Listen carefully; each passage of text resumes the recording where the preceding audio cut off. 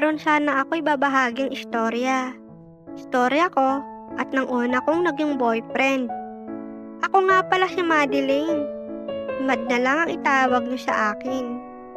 Nagtatrabaho ako dito sa may Paranaque. Bale, mag-iisang taon na ako dito sa company na pinasukan ko. At masaya naman ako.